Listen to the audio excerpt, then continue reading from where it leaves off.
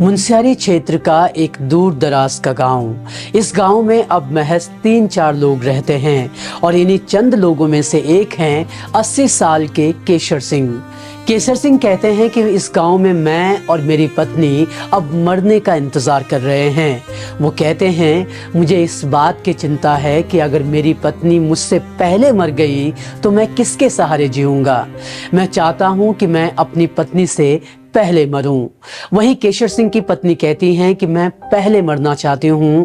अगर पति पहले मर गए तो मैं किसके सहारे जीऊंगी। एक दूसरे के सहारे जीकर मरने का इंतजार कर रहे ये बुजुर्ग सिर्फ मुनस्यारी के इस एक गांव में नहीं हैं। उत्तराखंड के सैकड़ों भूतिया गांव में ऐसे कई बुजुर्ग हैं जो सिर्फ मरने के इंतजार में जिंदा हैं। चिता बना रहा हूँ तेरी, मर गई तो नीचे कैसे ले जाऊंगा। मुझे कई दिनों और महीनों तक किसी इंसान का चेहरा नहीं दिखता। मैं खुद से ही और तारों से बात किया करती हूँ। जब मैं बीमार होती हूँ तो आसमान की तरफ देखकर भगवान से बात करती हूँ और वो मुझे ठीक कर देता है। जिंदा इंसानों से मुझे अब कोई उम्मीद नहीं रह गई है। उमरेठ गांव की बुंदी देवी अपने गांव में अकेली बची इंसान हैं। उनके पास बात करने के लिए उनके इकलौते बचे कमरे की दीवारें, आसमान में दिखने वाले तारे और वो भगवान है जिसके सहारे वो हर एक नए दिन को पार करती हैं। कुछ इसी तरह की कहानी पौड़ी गढ़वाल के भौकंडी गांव के प्यारे लाल और उनकी पत्नी सुदामा की थी। पिछले 20 सालों में इन्होंने किसी इंसान का चेहरा नहीं देखा। उनका बेटा मनोज शहर जा चुका है।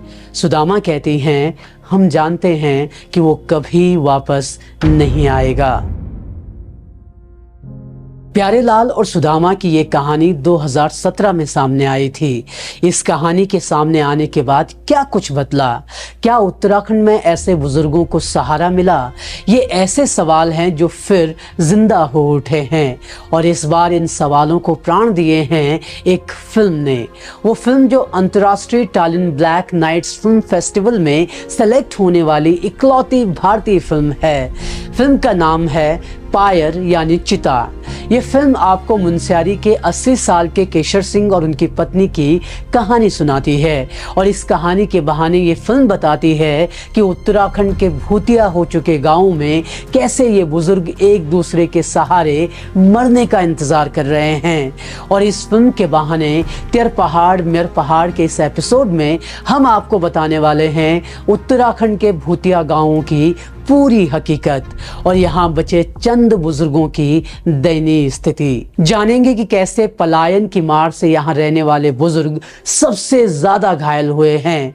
पड़ताल करेंगे कि आखिर सरकार ने बुजुर्गों की इस स्थिति और बढ़ते पलायन को रोकने के लिए क्या कदम उठाए हैं।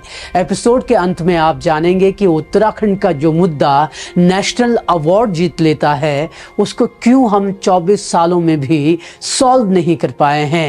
तेर पहाड़ मेर पहाड़ में आज बात उत्तराखंड के उन बुजुर्गों की जो फिल्म का कथानक तो बन जाते हैं लेकिन उनके हालात नहीं बदलते और वो जिंदा रहते हैं तो सिर्फ मरने का इंतजार करते हुए।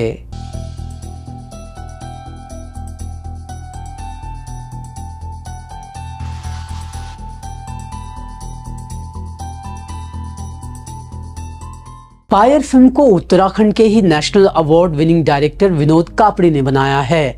इस फिल्म की पूरी डिटेल भी लेंगे लेकिन पहले बात इस फिल्म की कहानी बने उस मुद्दे की जिससे उत्तराखंड के सैकड़ों बुजुर्ग आज भी जूझ रहे हैं।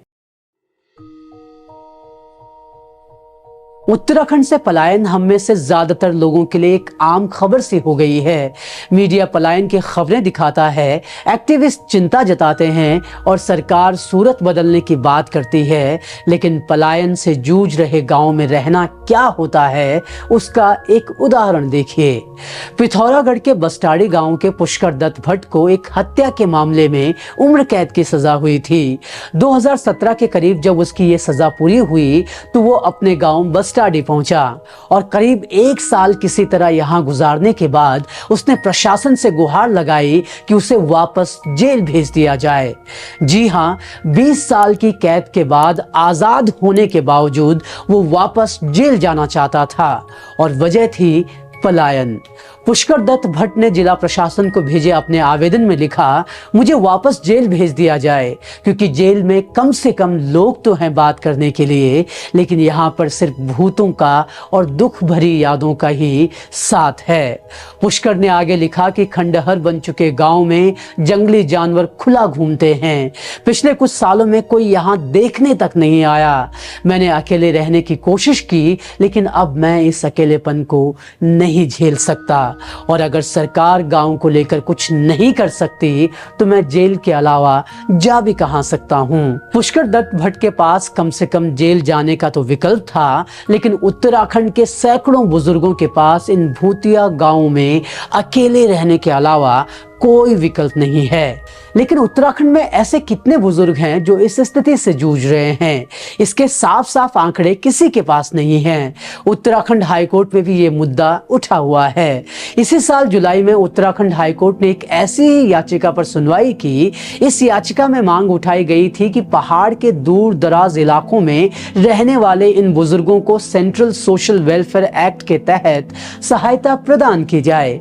याचिका में इन बुजुर्गों का डेटा तैयार कर उन्हें मदद मुहैया कराने की मांग उठाई गई है। भले ही अकेले रह रहे बुजुर्गों का पुख्ता आंकड़ा ना हो, लेकिन उत्तराखंड से पलायन करने वालों और भूतिया बन चुके गांवों के आंकड़े जरूर मौजूद हैं। वो आंकड़े जो इसका एहसास जरूर करा देते हैं कि उत्तराखंड में बुजुर्गों के अकेले रहने का सिलसिला घटने की बजाय लगातार बढ़ता जा रहा है और ये बढ़ता जाएगा। Social development for community foundation के फाउंडर अनूप नोटियाल बताते हैं कि 2008 से 2017 के बीच 5 लाख से ज्यादा लोगों ने पलायन किया है, यानी कि हर साल 50,272 लोगों ने राज्य छोड़ा है। वहीं 2018 से 2022 के बीच के आंकड़े देखें तो 3,35,000 लोगों ने पलायन किया, यानी कि हर साल 83,960 लोगों ने उत्तराखंड में अपना गांव छोड़ा है। नौटियाल बताते हैं कि महज 4 साल के दौरान पलायन में 67% की बढ़ोतरी हुई है। पलायन करने वालों की उम्र के लिहाज से आंकड़े देखें तो पता चलता है कि सबसे ज्यादा पलायन 42.25% के साथ 26 से 35 वर्ष की आयु वालों ने किया है। वहीं सबसे कम 35 से ज्यादा उम्र वालों का पलायन हुआ है, यानी कि गांव में अकेले रहने वाले बुजुर्गों की संख्या बढ़ना फिलहाल तय है। पहले तो अपनों का साथ छूटने से ये लाचार हो जाते हैं और फिर गांवों के भूतिया साबित होने के बाद इनके पास तिल तिल कर जीने के अलावा कोई विकल्प नहीं रह जाता। उत्तराखंड में 1700 से ज्यादा गांव ऐसे हैं जो भूतिया गांव घोषित हो चुके हैं, यानी कि इनमें से ज्यादातर गांवों में कोई भी इंसान नहीं रहता और बाकियों में इक्के दुक्के लोग ही रहते हैं और ये इक्के दुक्के लोग ज्यादातर बुजुर्ग ही हैं। ये तो खैर बात हो गई आंकड़ों की। अब आपको बताते हैं कि पलायन ग्रस्त गांव में रह रहे बुजुर्ग किन किन दिक्कतों का सामना करते हैं।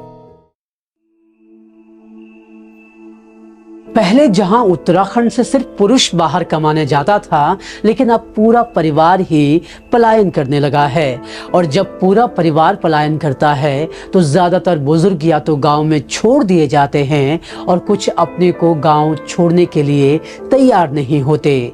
परिवार के शहर जाने के बाद शुरू होता है इन बुजुर्गों का संघर्ष। अपनों की गैर हाजिरी में बुजुर्ग सबसे ज्यादा भावनात्मक रूप से टूटते हैं। बागेश्वर के रतोड़ा गांव की निर्मला देवी और गीता देवी कहती हैं, अकेलापन यहाँ रह रहे चंद लोगों के जीवन का अब हिस्सा बन चुका है। आमतौर पर हमारे पास कोई बात करने के लिए नहीं होता, हम किसी के साथ अपनी भावनाएं शेयर नहीं कर पाते और हम हमेशा अकेलापन महसूस करते हैं। गांव में ही अकेले रहने वाली पार्वती देवी कहती हैं, मेरा बेटा और बहू दोनों ही शहरों में काम करते हैं। वे लोग साल में एक बार मिलने आते हैं और फिर वापस वापस चले जाते हैं। यहाँ घर एक दूसरे से काफी दूर हैं, तो किसी के घर जाना भी नहीं हो पाता। पार्वती देवी कहती हैं, मैं अक्सर उनसे बात करने लगती हूँ जो मेरे घर के सामने से गुजरता है, फिर चाहे वो कोई अनजान ही क्यों ना हो। पार्वती देवी और निर्मला देवी का दुख इतना भर नहीं है, उन्हें कई और चुनौतियों से भी जूझना पड़ता है। आलोचन दृष्टि जर्नल में पब्लिश हुई ये रिसर्च रिपोर्ट बताती है कि फूड प्राइस बढ़ने की वजह से 91% बुजुर्गों की डाइट प्रभावित होती है। कम पेंशन और ज्यादा महंगाई का असर उनके हेल्थ पर पड़ता है। रिपोर्ट के मुताबिक इन बुजुर्गों को बहुत कम गर्म खाना मिल पाता है। इसकी वजह से इन्हें कई तरह की स्वास्थ्य दिक्कतों का सामना करना पड़ता है। सबसे ज्यादा 19% बुजुर्ग पैरों में दर्द की शिकायत करते हैं। 9% ब्लड प्रेशर और हार्ट से जुड़ी दिक्कतों से जूझ रहे हैं और 6% से ज्यादा लोगों को हाथ, सिर, फेफड़े, लिवर और पेट से जुड़ी शिकायतें हैं। इनके अलावा कई बुजुर्ग आंखों की कम रोशनी, सुनने की कम क्षमता, पैरालिसिस समेत कई तरह की स्वास्थ्य दिक्कतों से जूझ रहे हैं। इन बीमारियों के साथ अकेले होने की वजह से उनके लिए खुद का इलाज करवा पाना भी काफी चुनौतीपूर्ण साबित होता है। बुजुर्गों के इसी संघर्ष को भी पायर फिल्म में दिखाया गया है।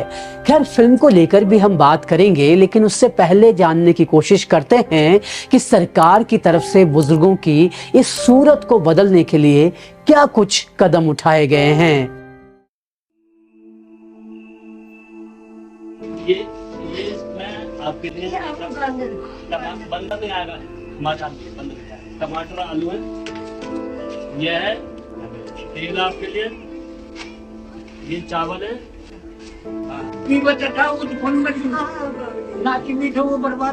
उत्तराखंड पुलिस का ये वीडियो 2018 के आसपास का है। इस वीडियो में देखा जा सकता है कि किस तरह पौड़ी पुलिस एक बुजुर्ग दंपति को राशन दे रही है और साथ ही आगे भी उनकी मदद का आश्वासन पेश कर रही है। पहाड़ के अधिकतर भूतिया गांवों में उत्तराखंड पुलिस ने बुजुर्गों का ख्याल रखने के लिए ऐसी पहल की है। उत्तराखंड सरकार ने भी इस तरफ एक कोशिश की थी। साल 2019 में राज्य सरकार ने अकेले रह रहे बुजुर्गों को कम से कम एक वक्त का खाना मुहैया करने की पहल की थी। आंगनवाड़ी केंद्रों के जरिए इस व्यवस्था को रेगुलेट किए जाना था। हालांकि ये स्कीम कितनी सफल हो पाई ये कहना थोड़ा मुश्किल है, क्योंकि अगर ये स्कीम सफल हो पाती तो जुलाई 2024 में उत्तराखंड हाईकोर्ट में वो याचिका नहीं डाली गई होती जिसमें इन बुजुर्गों का ख्याल रखने के लिए सरकार से सपोर्ट मांगा गया है। ऐसा नहीं है कि राज्य सरकार ने पलायन के हालात बदलने के लिए काम नहीं किया, इस दिशा में काम हुआ भी है। पिछले कुछ सालों में राज्य सरकार ने कई ऐसी स्कीम लाई हैं जिनके जरिए पहाड़ के युवाओं को स्वरोजगार शुरू करने के लिए सब्सिडी दी जा रही है, लेकिन उसके बावजूद हालात सुधर नहीं रहे। हाल ही में मुख्यमंत्री पुष्कर सिंह धामी ने कहा है कि वो उत्तराखंड के गांवों से पलायन को रोकने की तरफ काम करेंगे। हालांकि ये पहली बार नहीं है जब किसी मुख्यमंत्री ने ये बात कही हो। खैर, पलायन रोकने की बात तो की जाती है, लेकिन पलायन ग्रस्त गांवों में रह रहे बुजुर्गों के लिए कोई विशेष पॉलिसी अभी तक तैयार नहीं की गई है। पलायन से पैदा हो रहे हालातों को बदलने में रूरल टूरिज्म गेम चेंजर साबित हो सकता है। उत्तराखंड के गांवों में की गई ये स्टडी बताती है कि किस तरह रूरल टूरिज्म उत्तराखंड के हालात बदलने की ताकत रखता है। अच्छी बात यह है कि उत्तराखंड सरकार ने भी इस दिशा में काम शुरू कर दिया है। हालांकि इसे बड़े स्तर पर करने की जरूरत है और जब तक सरकार पलायन पर नियंत्रण लगाने में कामयाब होती है तब तक जरूरी है कि भूतिया हो चुके गांवों में अकेले रह रहे इन बुजुर्गों का ख्याल रखने के लिए अलग से नीति नियम बनाए जाएं। अब सरकार इस दिशा में कब काम करती है वो तो वक्त ही बताएगा, लेकिन फिलहाल बात कर लेते हैं उस फिल्म के बारे में जिससे इस पूरी चर्चा की हमने शुरुआत की। ये पहली बार नहीं है जब उत्तराखंड में पलायन के मुद्दे पर कोई फिल्म बनी हो। विनोद कापड़ी की इस फिल्म से पहले सृष्टि लखेड़ा एक था गांव बना चुकी हैं। इस डॉक्यूमेंट्री के लिए सृष्टि को नेशनल फिल्म पुरस्कार से भी नवाजा गया। एक था गांव भी कहानी है 80 साल की लीला देवी की, जो अपना गांव छोड़ना नहीं चाहती, और युवती गोलू की, जिससे इस गांव में कोई भविष्य नजर नहीं आता। इसी कहानी को विनोद कापड़ी नया आयाम देते हैं। अपनी फिल्म पायर में विनोद कापड़ी 80 साल के केशर सिंह और उनकी पत्नी की कहानी के जरिए न सिर्फ इनका प्रेम दिखाते हैं, बल्कि इन जैसे बुजुर्गों को अकेले रहकर जो परेशानियां झेलनी पड़ती हैं, उनको भी अपने लेंस के जरिए पेश करते हैं। फिल्म का किरदार जो अपनी पत्नी की चिता सिर्फ इसलिए तैयार कर रहा होता है कि अगर वो मर गई तो वो कैसे उसे पहाड़ से नीचे लेकर जाएगा। ये फिल्म पहाड़ के भूतिया गांव में अकेले रह रहे बुजुर्गों की व्यथा और कथा को पेश करती है। काश जैसे ये फिल्में इन कहानियों को कह पा रही हैं, वैसे ही सरकारें भी इन्हें देख पाती और हालातों को बदलने की ठान लेती, और फिर भले ही आज या कल में नहीं, लेकिन कुछ सालों में हालात जरूर बदलते। लेकिन जब तक सरकारें इस तरफ नहीं देखती, तब तक नरेंद्र सिंह नेगी की ये लाइनें सच साबित होती रहेंगी, जिसमें वो गाते हैं, अब यूं घरू कैननी बुडेण ती बुड्याण दगड़े लिजेल्या जख तलक वे साथू निवेल्या मोरी मोरी की मांड पेल्या।